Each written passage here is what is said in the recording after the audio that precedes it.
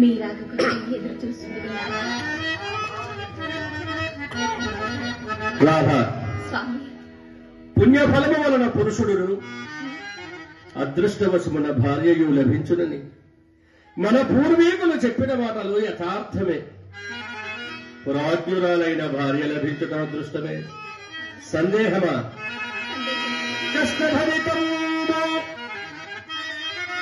కష్టభరితం బహుళ దుఃఖప్రదం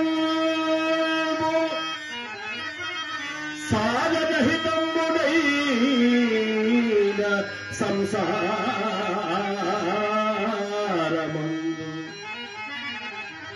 భాగము స్వర్గముఖతి కల్పనము చేసే పురుషుల నిమిత్తము భాగము స్వర్గముఖతి కల్పనము చేసే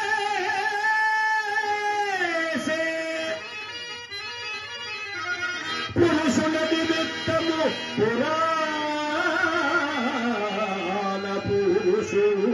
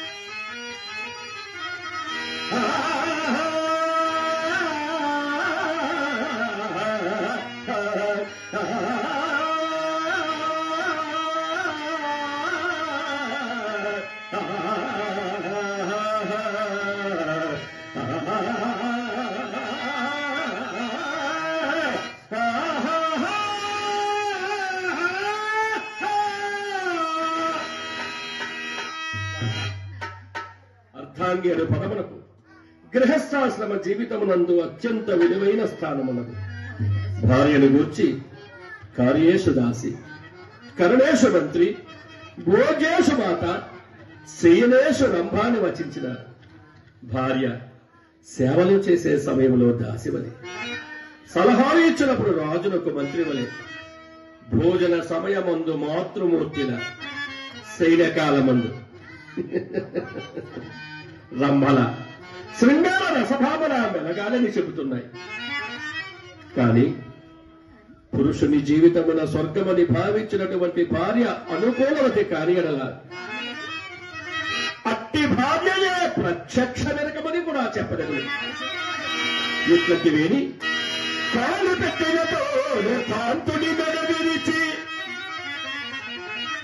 నిండు సంసారము రెండు చేసి తన మగదంత ఆర్జన పరుడైన పురుగు పిల్లమ్మ కాపురము మెచ్చి ప్రాణేశుడకడి తానకడి సల్పి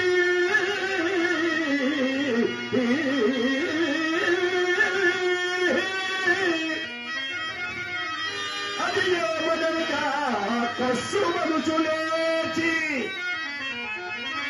విపురులకు లేని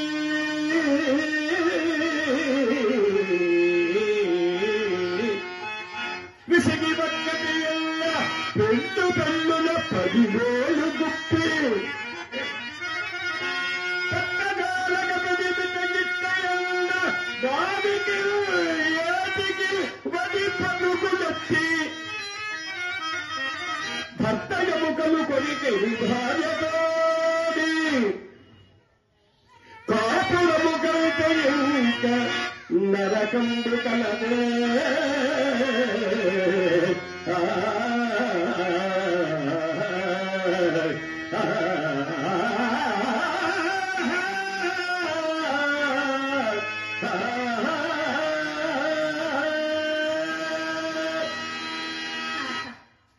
మీరు చెప్పినది యథార్థమే. మరి కానీ పోనులేండి, ఆ సంగతి నాకెందులో సంశయించదు భార్యల చుట్టబెట్టు భర్తలు మాత్రం లేరా మహానుభావులు వారు లేకేమి రాలా అర్ధాలక్ష్మి తమ ఇంత దాసిగా తలచువారు చీటికి మాటికి చెరబలాడుచు పెళ్ళాము నూరక ఏడ్పించువారు పదపు గత్తెల ఇళ్ళ బానిసి ధర్మపత్ని అన్నము మంది పెడదివారు చేతమని వచ్చి ఇంత ఫలతిని ఓరక తిట్టిపోయువారు పెట్టుబాటుల పట్ల గలెత్తిలోటు తిట్టుకొట్టులతోన తీర్చువారు కలులు కపిలులు హీనులు కొలుసమతులు కలలు పురుషులలో పెట్టెలు నిజము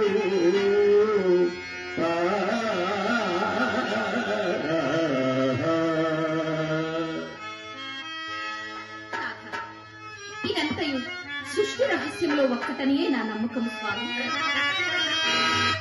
రూపవతి యువతికి రూపహీను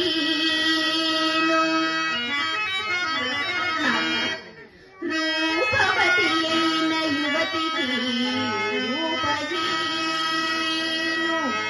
సుగుణగని అయిన వనితకు శుద్ధమూర్తు ఇటుల ఎత్తెత్తముల కూర్చు ఇంతులను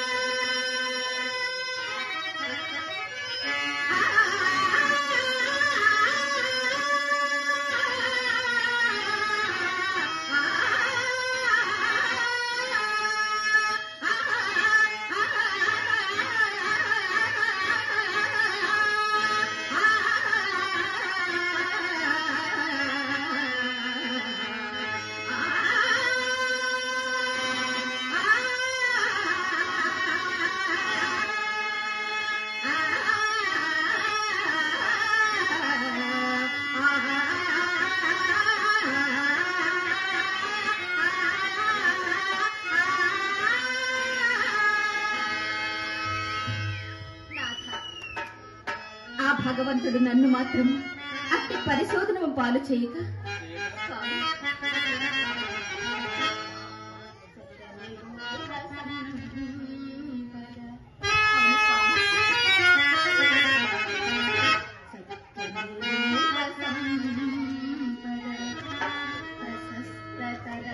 బగు వర్తనంబు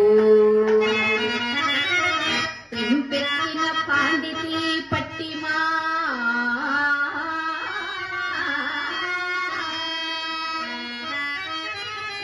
ఏ మగు ప్రేమ కదా వేసినను తక్కువగాని సాయం సుధార భక్తులు చిల్లువాని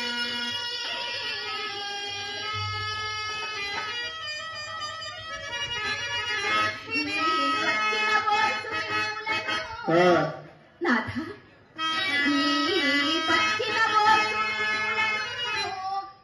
భర్తగన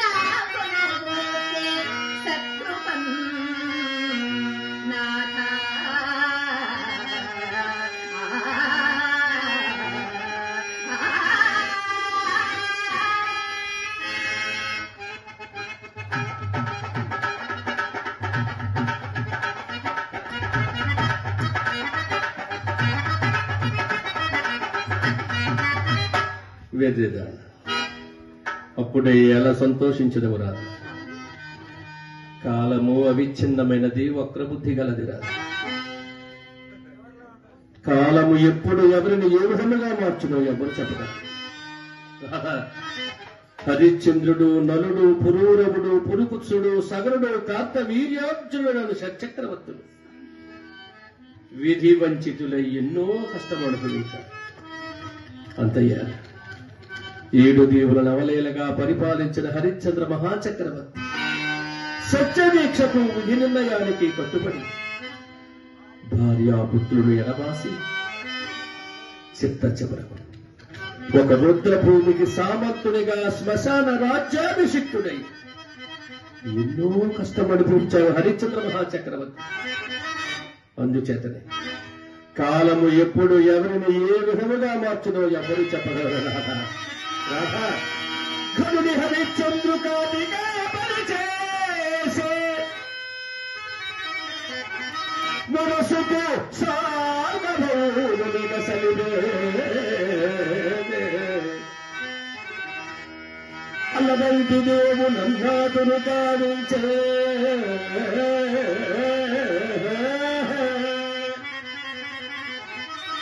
ప్రేమకు చేలుకు నోరు చేసే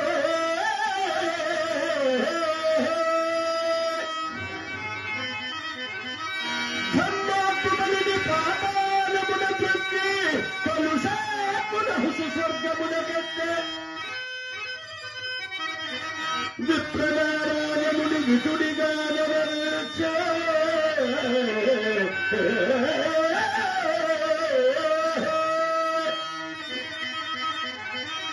ఉదయ నంబిని భక్తియుక్తు చేసే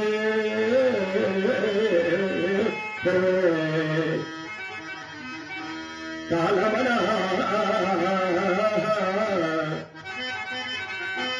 కాలమన యుక్తి మహిమంబు కలదియగుట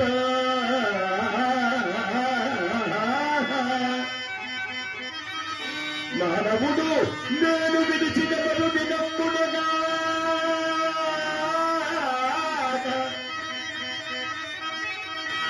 సుగుణ దుర్గుణములు కలిపెడములు ఎల్లగరాదని రచయించిని ఎల్లములు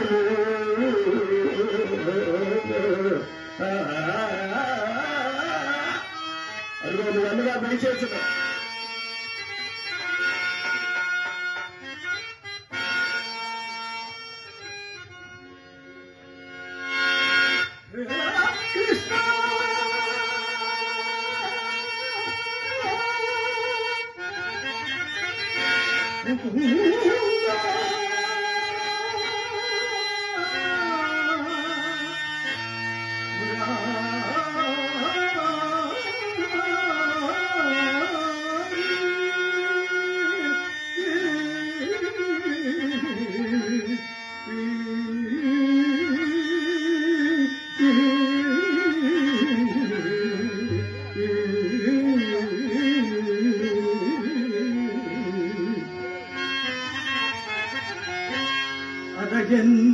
శంతను పుత్రుపై విదురుపై అక్రూరుపై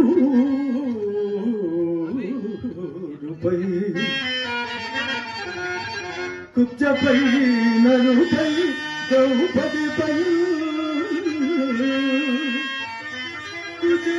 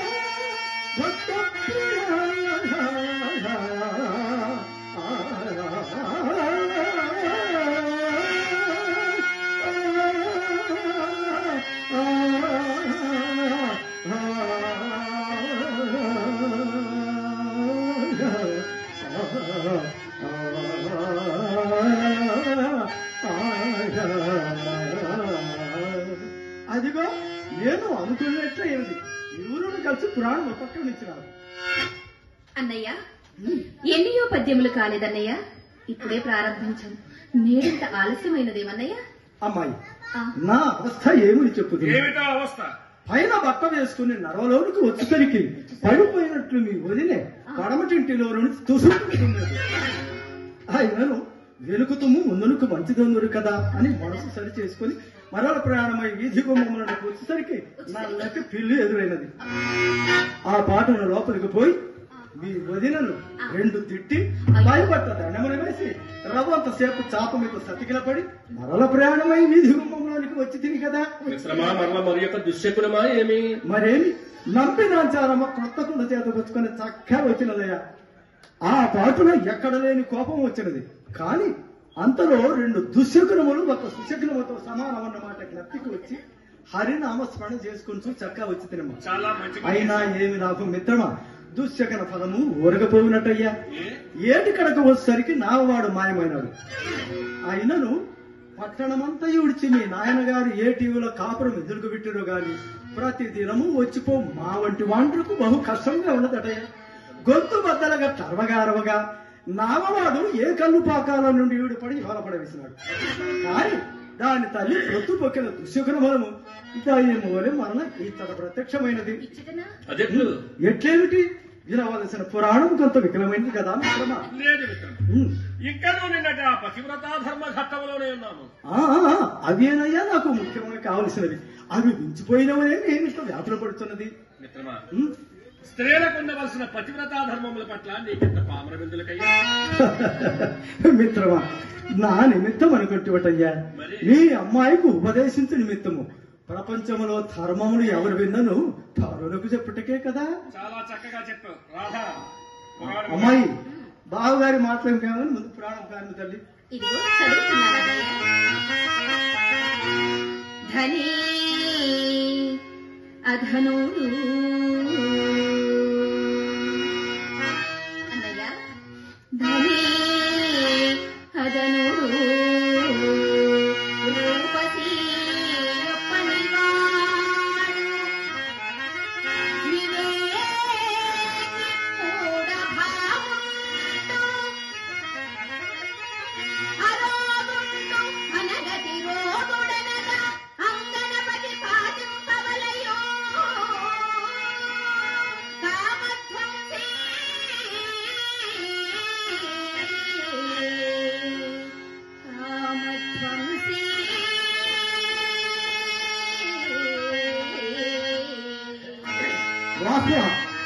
వరహాల చెప్పులకెత్తైన పద్యము మిత్రమా.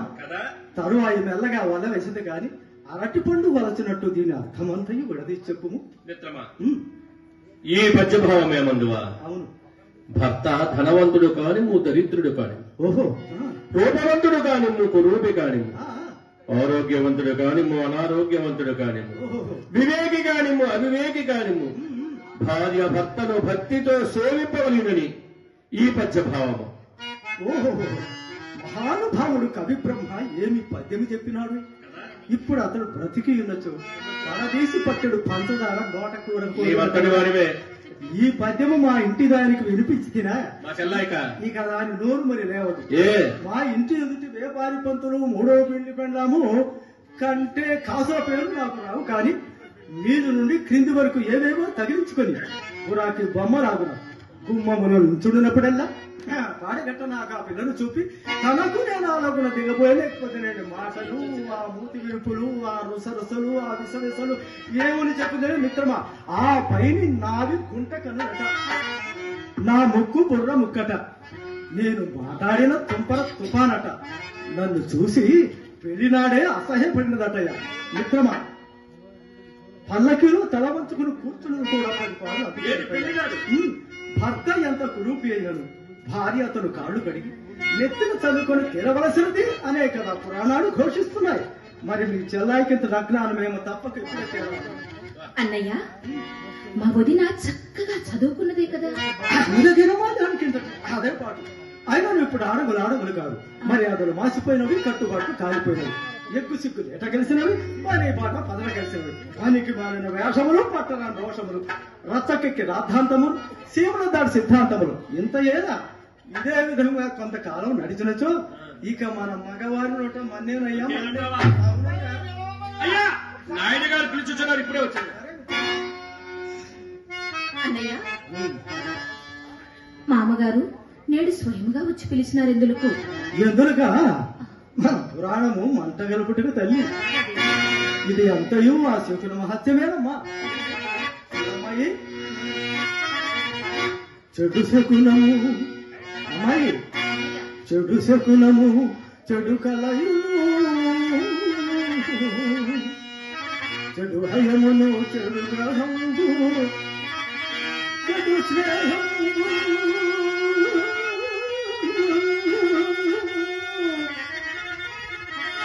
చెడు పట్టము నిజముగా,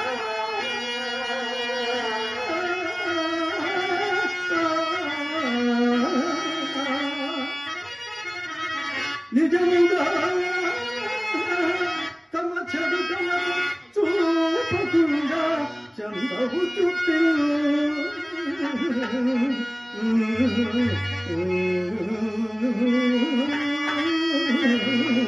అరువు బాగా మాటలు వస్తూ ఉన్నారు. రాధా, ఈ పూటకు పురాణం నిలిపివేసి నాకు దుస్తులు తీసించు. నేను శీఘ్రముగా కార్యస్థానము పోవలే. మిత్రమా, అప్పుడు ఏమి తొందరపడి ఆసనమైనదయ్యా. ప్రతి వారను లేదు, భోజనాయాసం తీరలేదు కదయ్యా. మిత్రమా, నాయన గారు నేటి నుండి వ్యాపారం అంతా నా మీద వేచి ఆయన విశ్రాంతిగా ఇప్పుడు నిశ్చయించుకున్నారట. అందులోకే వెంటనే కార్యస్థానం రమ్మని ఆజ్ఞాపించినారయ్య. అట్లయినా మీకు కార్యభారం అధికమై ఆయాసం కలుగునేమో కదా స్వామి. రాధా, తండ్రి గారికి విశ్రాంతి కల్పించుటే ముఖ్యం. శీఘ్రముగా పోయి ప్రయాణ సన్నాహం